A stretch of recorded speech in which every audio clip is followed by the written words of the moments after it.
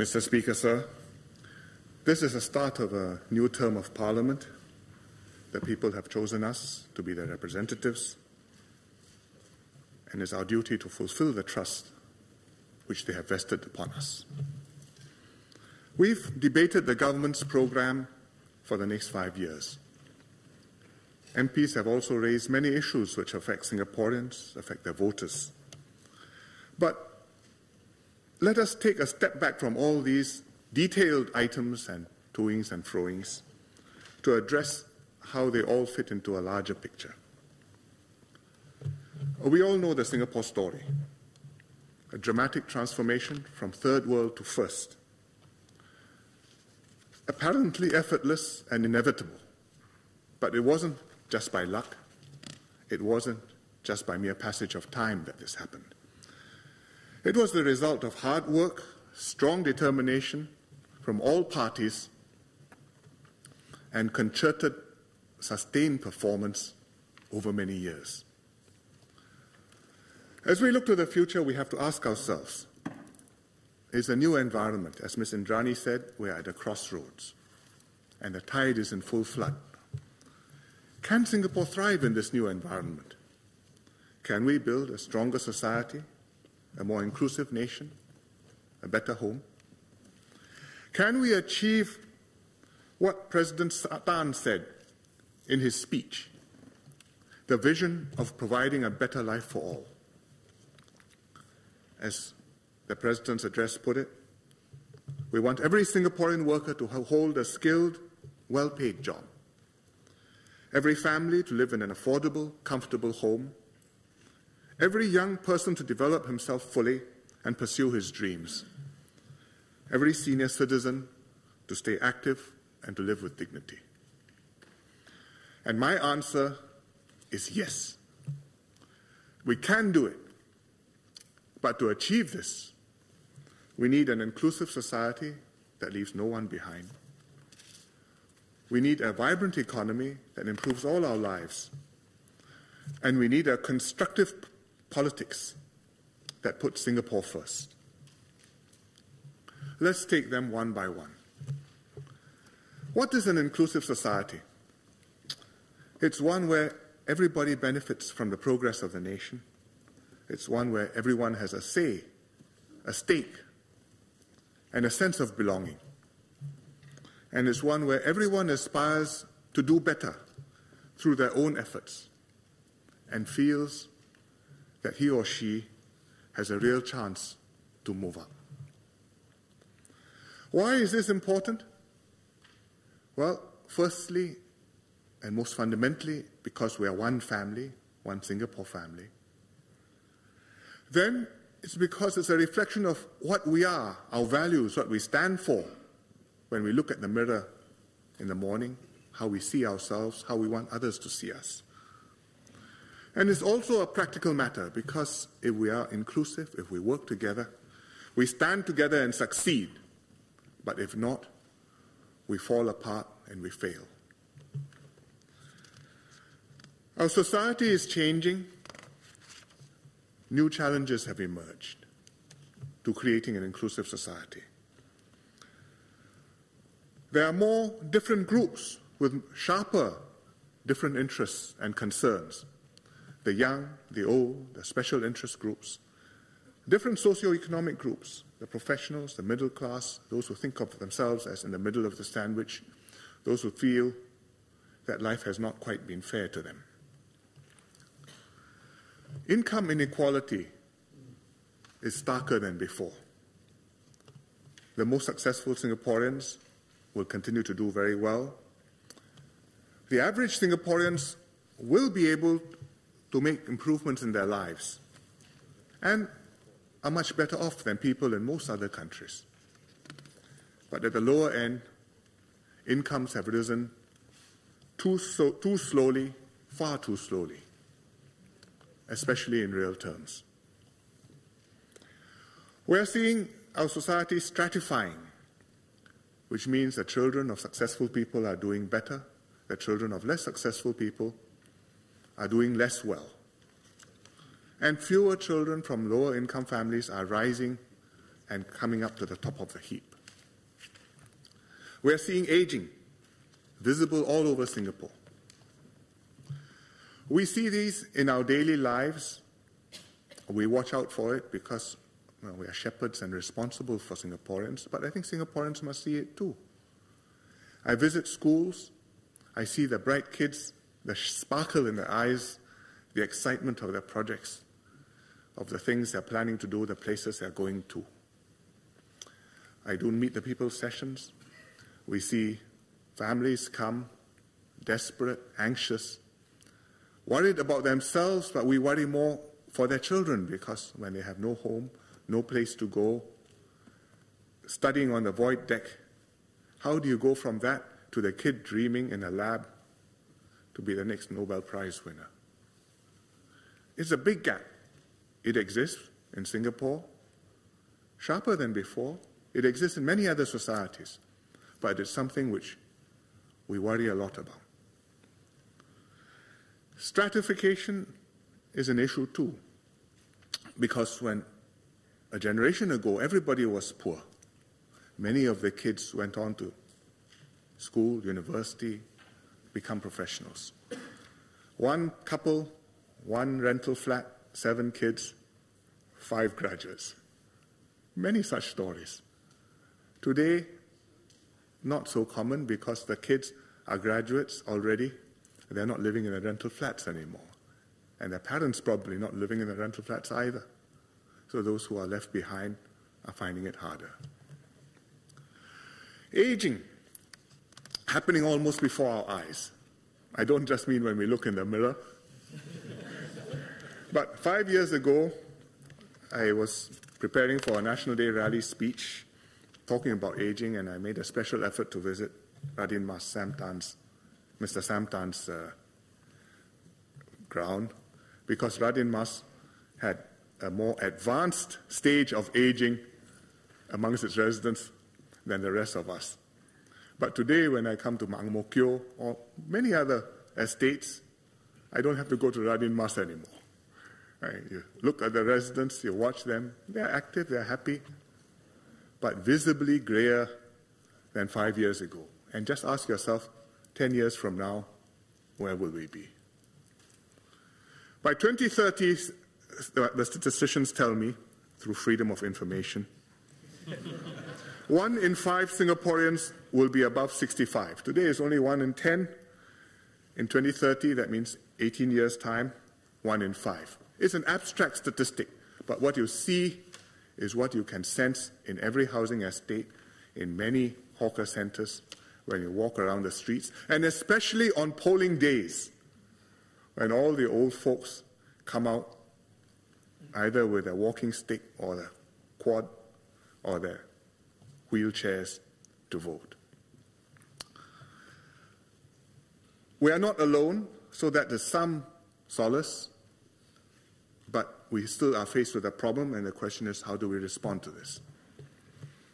After the general election, I asked DPM Taman to review social policies comprehensively, set up a committee, oversee a comprehensive whole-of-government exercise, because this is not an issue just for MCYS, but many ministries are involved, and indeed, it's not just a multi-ministry issue on some of the major things. You need a national mobilization for it to come before the national consciousness as a priority which we have to deal with. So manpower, education, national development, health, MCYS itself, even home affairs, because if you're talking about kids with problems, MHA has a vested interest.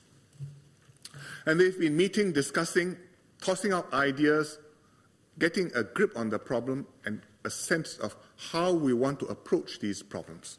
And today I just want to share some of their thinking with you, which we have discussed amongst all the ministers. I think the first priority we would have dealing with these is to strive to maintain social mobility, to create the best opportunities for our people to progress, and to encourage people to make maximum efforts for themselves. That's how we've built our prosperity, based on self-reliance, based on personal endeavor. And I think that is still a right direction. Because if you want a resilient Singapore, if you want a prosperous Singapore, if you want a Singapore where everybody is doing well, we cannot have passengers. Some will be the stroke, setting the pace. Some will be the main might of the crew, rowing hard.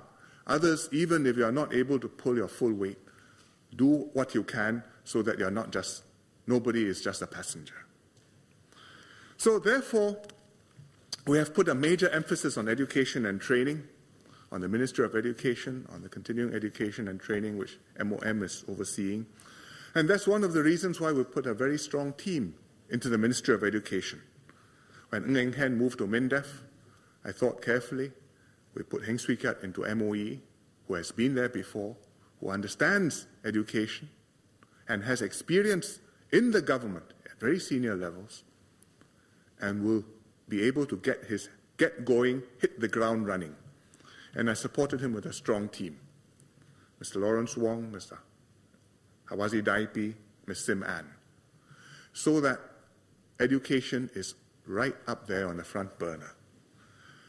And education, not just doing well what we have already done, but taking new initiatives, moving into new areas, and starting early in life so that children can get ahead and do better than their parents. So we are focusing on good quality, affordable preschool education, how to support that, how to make sure that all Singaporeans can get there. We are making sure that every neighborhood school is a good school. It's not a slogan. It is a slogan, but it is a reality. And we make sure that every neighborhood school is a good school, and any MP who feels that his school is not quite up there, please let us know and we will do something about it. We are putting in learning support programs at Primary 1 and Primary 2, because when the kids start with a deficit, we want to close that deficit. We don't want the gaps to widen and have them falling further and further behind. And we are helping children with special needs, specialized learning and therapy, expanded capacity, and higher quality in their special education schools. I think it is the right thing to do. I heard Ms. Denise Phua speaking on Tuesday, Monday, with great passion. I agree with her. We need to do more. I don't agree with her that it should all come onto the government's plate. But we will do more, and with people like her, I think we will achieve more. Ms. Loh Yen Ling also spoke about this and how there are children in pre-primary or preschool who have learning difficulties and need to be diagnosed and then identified and helped early. And these are all very sensible, very practical approaches which we will pursue and pursue aggressively.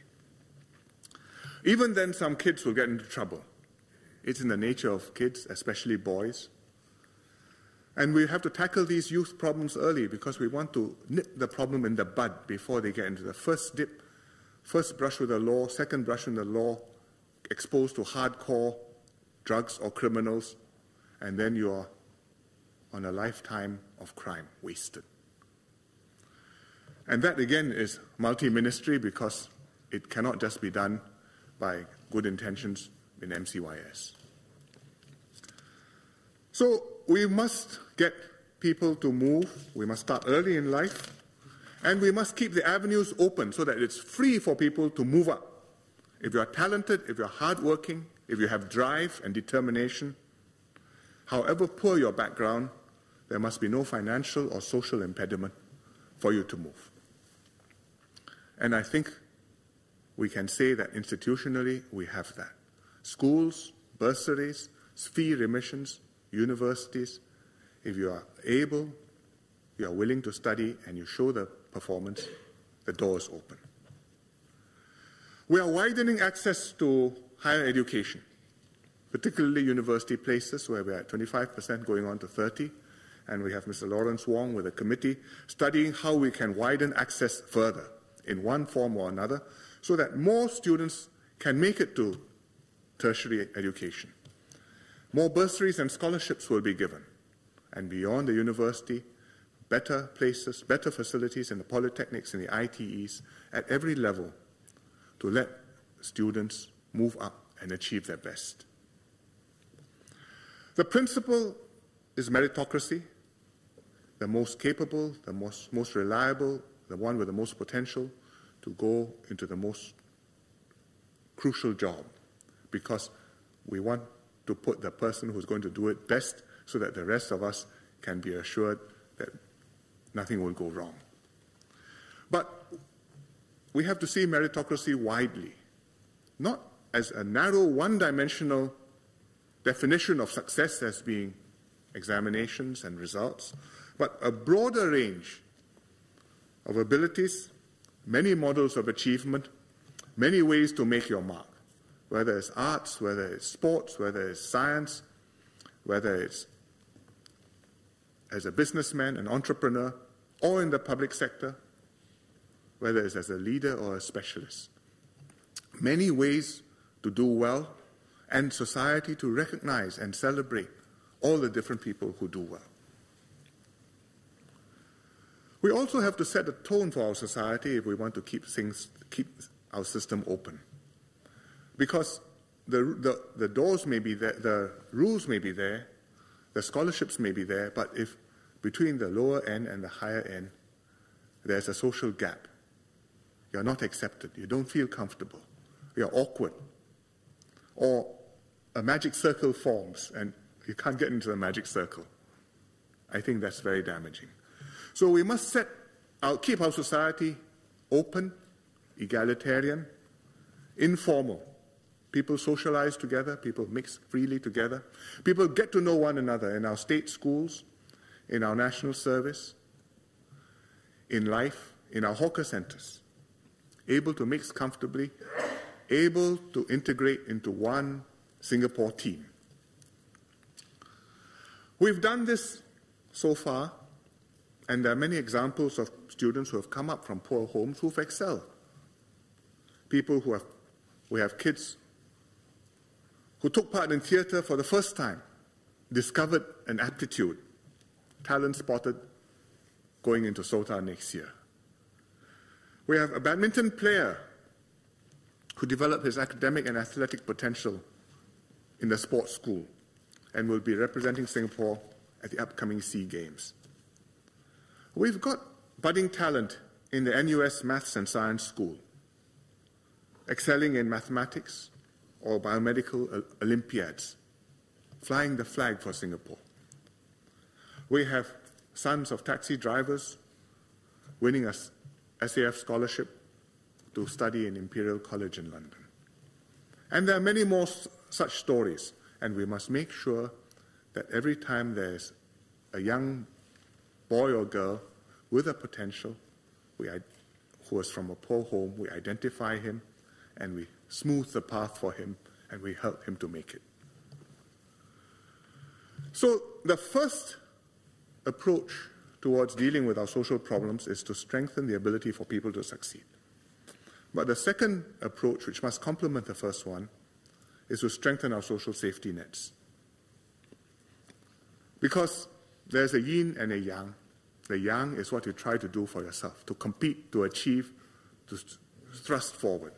The yin, you are looking out for one another, giving your peer a helping hand, helping the person who can't quite make it. Well, come along, I help you take the next step. Especially for the low income and the disadvantaged families. We have been doing this, and we've been doing more of this. In the last 5 years, we created Workfare, we created ComCare. During the economic crisis, we implemented a jobs credit program, aimed mainly at the lower end. And with Workfare, the government is providing significant wage top-ups. Every year, 400,000 workers benefit. Every year, they receive more than $400 million all in. That means about $1,000 per worker. $400 million of benefit to the lower end. It goes into their MediSave, goes into their CPF, goes to them in cash payments. A very substantial measure. Not a minimum wage, but better than a minimum wage. And something which we will enhance as we gain experience, as we understand how it works, as we see where we need to do more. Just as we are enhancing ComCare, as Madam Halima informed members a couple of days ago.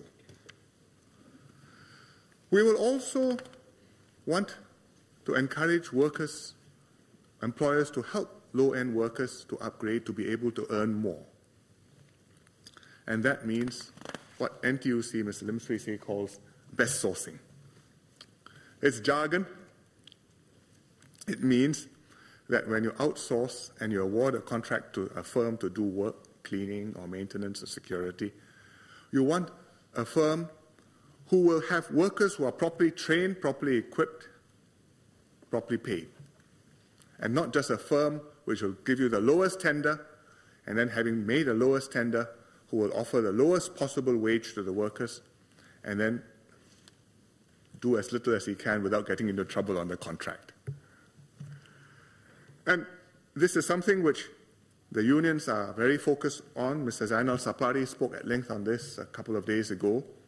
And the government supports this. And I think the government itself as an employer, we will have to see how we will do this. I think we have a problem with the lower-end workers because in the old days, the lower-end workers were unionized.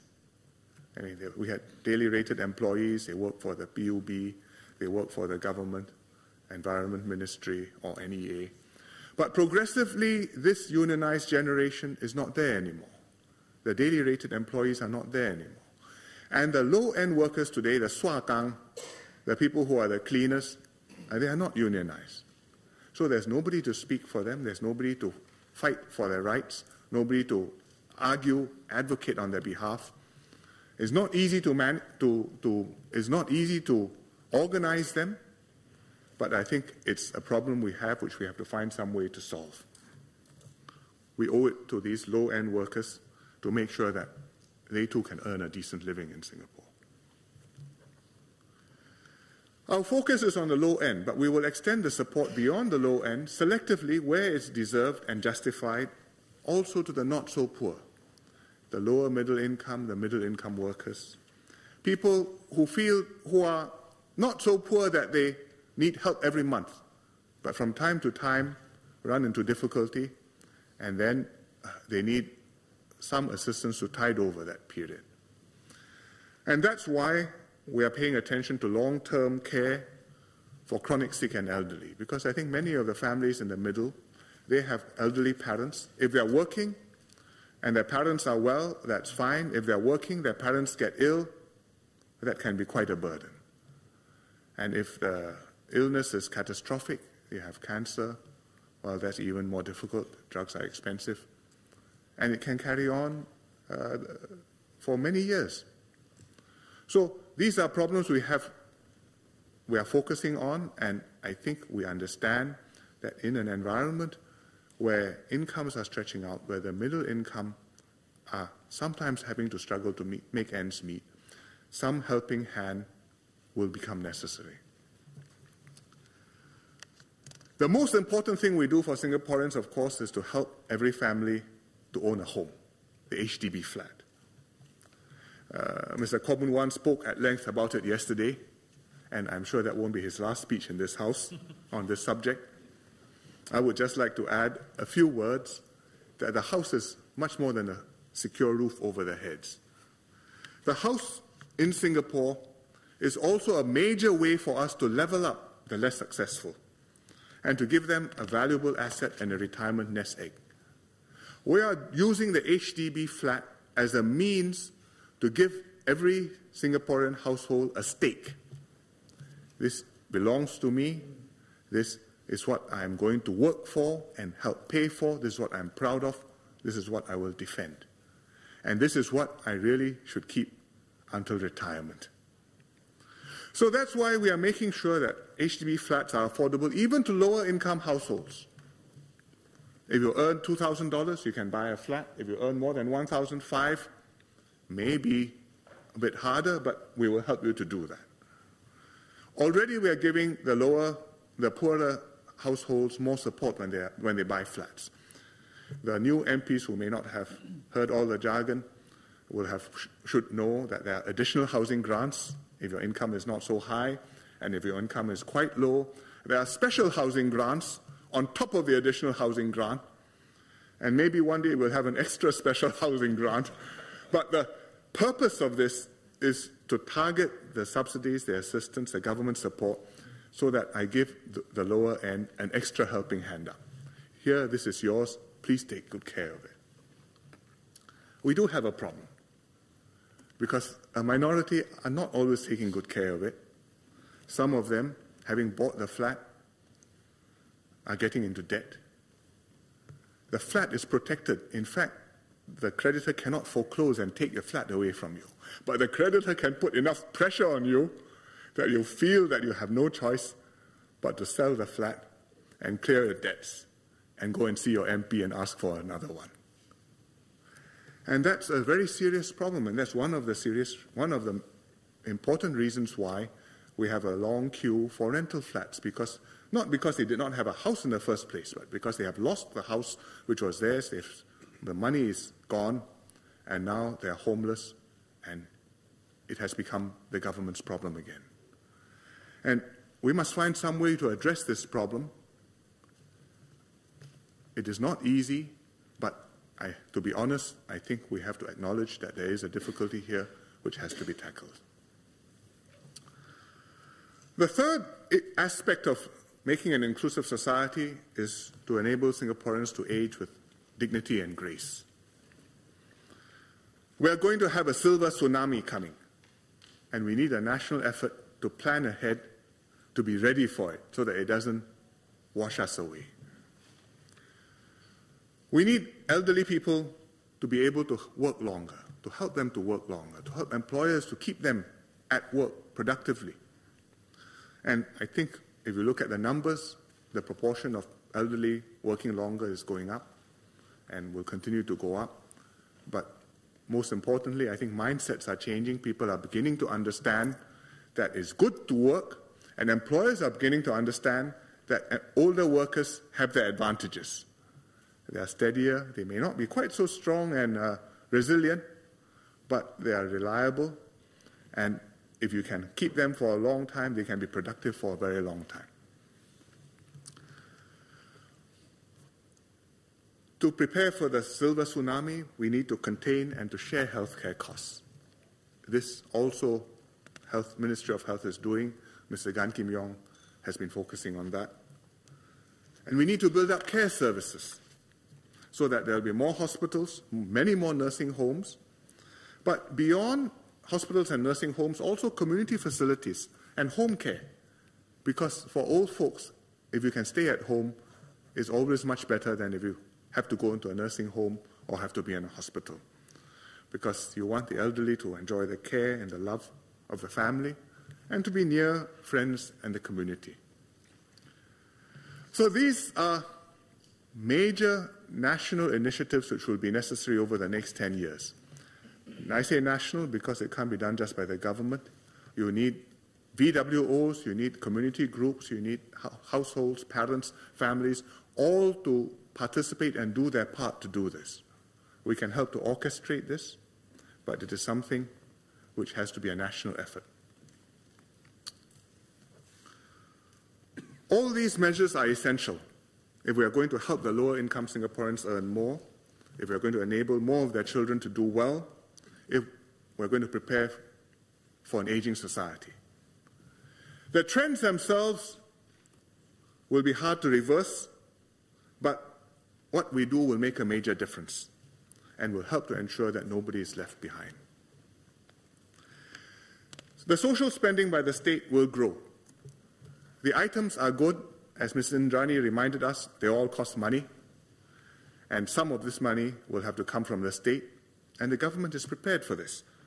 We made major revisions to our revenue streams in the last term of this government, and I think we will be okay for this term of the government. But it's not just having enough money. You must have programs which are properly designed and must yield results. I wanted to say the programs need to be cost-effective. I was told that shows inadequate warmth. But the programs have to be effective. We have to worry about the cost. The programs have to work, and at the very least, they must not make things worse. And in social spending, it is quite possible for more money to make things worse. When you look at the way families have completely broken down in the West, it has a lot to do with the way the welfare state was implemented and the money which was spent supporting single mothers. So we must make sure that we spend the money well and the money goes to effective projects and they really are investments in our people. We like to think so. We would like to try our best to make it so. But if you look at the US healthcare system, if you look at the problems which the Europeans have with their welfare state, the Greeks are the worst, but so too many other European countries, you know that more spending is not always better. And just calling it investment doesn't mean it's going to yield you a positive return. So we have to make sure that somebody is keeping our system straight and sustainable. In the next 5 years, I'm quite confident we have adequate resources. We can do what is necessary. Beyond that, it will depend on how much our needs and our programs go. But I can tell you that if we do all the things which have been mooted over the last few days in this chamber, you will not have to wait 5 years before you think about raising taxes. We will have to think now where the money is going to come from. And so I think we move, but have a care and make sure that we get results. By building an inclusive society, we will strengthen our social compact and we'll build a Singapore where we care for one another, where we can treat one another with grace, with courtesy and respect, where we understand the rights and responsibilities of citizenship, and a society which represents the best of Singapore and the best of Singaporeans.